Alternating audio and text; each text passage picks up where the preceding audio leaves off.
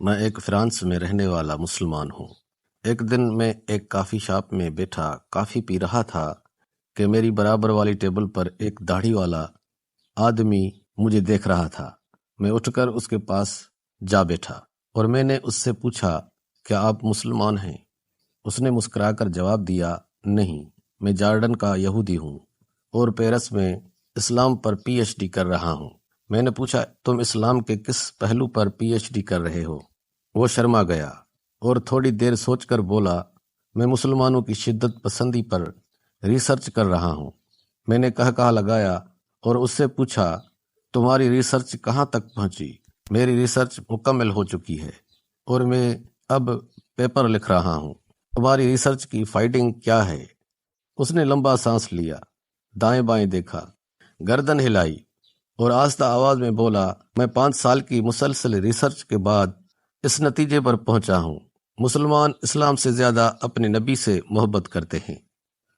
یہ اسلام پر ہر قسم کا حملہ برداشت کر جاتے ہیں، لیکن یہ نبی کی ذات پر اٹھنے والی کوئی انگلی برداشت نہیں کرتے۔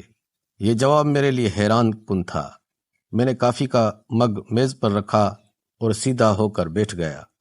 وہ بولا، میری ریسرچ کے مطابق مسلمان جب بھی لڑے، یہ جب بھی اٹھے اور یہ جب بھی لپکے، اس کی وجہ نبی اکرم صلی اللہ علیہ وآلہ وسلم کی ذات تھی۔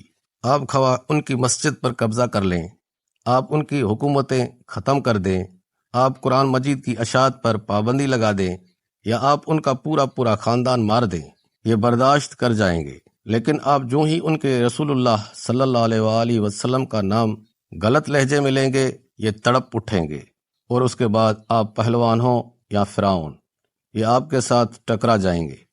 میں حیرت سے اس کی طرف دیکھتا رہا۔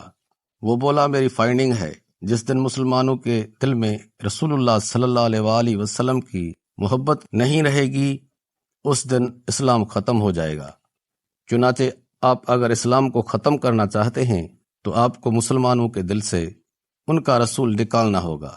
اس نے تھیلا اٹھایا، کندھے پر رکھا، سلام کیا اور اٹھ کر چلا گیا۔ لیکن میں اس دن سے ہکا بکا بیٹھا ہوں۔ میں اس یہودی کو اپنا محسن سمجھتا ہوں، کیونکہ میں اس سے ملاقات سے پہلے تک صرف سماجی مسلمان تھا، لیکن اس نے مجھے 2 فکروں میں پورا اسلام سمجھا دیا۔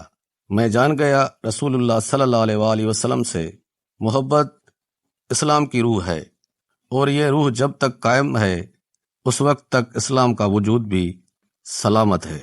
جس دن یہ روح ختم ہو جائے گی، اس دن ہم میں اور عیسائیوں اور یہودیوں میں کوئی فرق نہیں رہے گا۔